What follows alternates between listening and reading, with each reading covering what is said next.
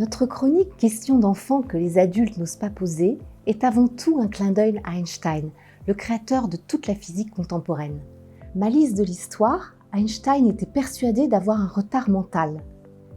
Il considérait que les deux questions fondamentales de la physique, celle du temps et de l'espace, se règlent normalement à l'âge de 7 ans.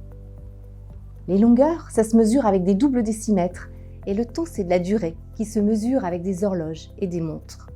Quand on a intégré ça, les dés sont jetés. Mais moi, disait Einstein, je me suis posé ces questions à un âge plus tardif, à cause de mon retard mental, et je les ai résolues avec mon cerveau d'adulte. Par exemple, qu'est-ce que je verrais si j'étais à califourchon sur un rayon de lumière ? Et bien sûr, quand Einstein répondait à ces questions, c'était chaque fois porteur d'une révolution. Pour l'âme humaine aussi, dit la psychanalyse, les jeux sont faits à l'âge de 7 ans, à la fin de cette période si structurante appelée l'Oedipe. Durant l'Oedipe, se traitent des questions aussi essentielles que l'amour, la mort, nos croyances, notre identité, nos idéaux, nos rêves, en un mot, nos vérités profondes. Puis l'adulte enfouit ces sujets, il les oublie, il les ignore, il s'en distrait, il les refoule, il les dénie, comme le dit la psychanalyse. Pourtant, oser se reposer ces questions est porteur d'un immense espoir. Nous séparer des croyances devenues obsolètes voire nuisibles et laisser entrer les savoirs les plus prometteurs pour améliorer nos vies. Alors aujourd'hui, osons nous demander ceci, est-ce qu'on est obligé de vieillir ?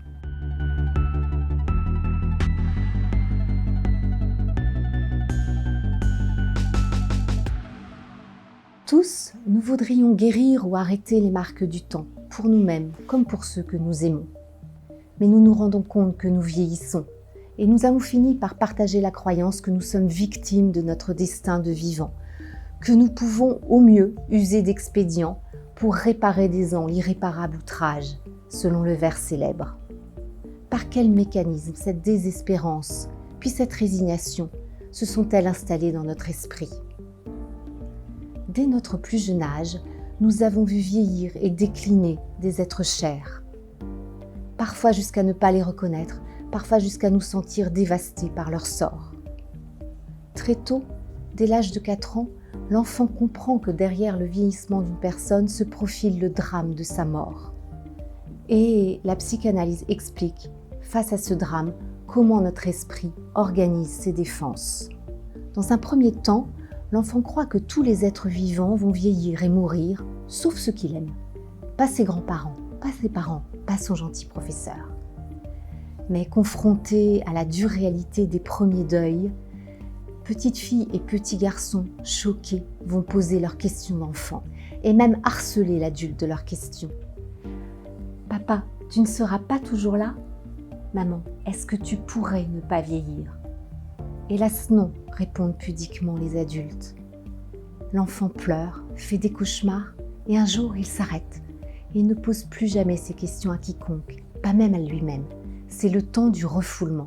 Il enfouit ces questions tragiques dans les profondeurs de son psychisme. À la surface de sa conscience, tout semble calme, résolu, mais de façon sous-jacente, des énergies continuent à agir. Dans son préconscient s'est formée une croyance, comme un programme téléchargé à partir des paroles des adultes.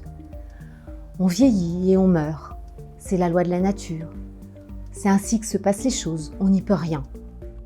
Et pour que la vie reste vivable, pour que cette vérité soit supportable, une autre défense se forme plus profondément dans l'inconscient, le déni. Le déni du vieillissement et de la mort. L'inconscient fait comme si nous étions immortels, ce qui nous conduit parfois à défier la mort ou à nous croire éternellement jeunes. Mais pour le préconscient, l'horloge tourne et nous menons nos vies comme hypnotisés par son tic-tac. Et si entre 20 et 30 ans, nous n'avions plus à nous stresser pour profiter au plus vite de notre jeunesse ? Et si dès 40 ans, nous cessions de nous sentir à mi-parcours ? Et si à 50 ans, nous cherchions à nous réinventer au lieu de guetter les marques du vieillissement ? Et si, après 60 ans, nous pensions toujours à construire plutôt qu'à léguer ? En somme, si nous sortions du compte à rebours parce que nous pourrions arrêter de vieillir. Déjà, il y a sous nos yeux des êtres qui semblent échapper à la malédiction de la vieillesse. Il y a des gens qu'on voit dans une jeunesse durable. Il y a des gens qui deviennent centenaires en restant eux-mêmes. Il y a des gens qui traversent l'existence sans jamais être malades, en continuant à mener la vie qu'ils aiment. Eh bien, cela ne bénéficie pas seulement d'une chance génétique. Aujourd'hui, une science de pointe, appelée l'épigénétique, est en train de découvrir que le vieillissement n'est pas une fatalité, mais une maladie. En fait, la maladie de laquelle découlent toutes les dégradations liées à l'âge. Et cette maladie, on est en train d'apprendre à la guérir. Écoutez bien, ça se passe au niveau des cellules. Nous savons que dans le noyau de la cellule se trouve l'ADN. C'est notre code génétique ou génome, environ 24 000 gènes reçus par les voies de l'hérédité. Ces gènes changent très peu au cours de notre vie. Ce qui change, c'est qu'un gène va s'exprimer différemment en fonction de l'information qu'il reçoit. Vous vous rendez compte de ce que ça veut dire? Nous ne sommes pas victimes de nos gènes, puisque nous pouvons agir sur l'information qu'ils reçoivent. Qu'est-ce que cette information? Dans notre corps, les cellules sont baignées dans le sang. Eh bien, c'est la composition du sang qui véhicule de l'information en fonction des composants qu'il contient. Et cette information va dire à nos gènes comment se comporter, s'activer, se mettre en pause, fabriquer une protéine plutôt qu'une autre, puisque chaque gène peut coder 100 protéines différentes.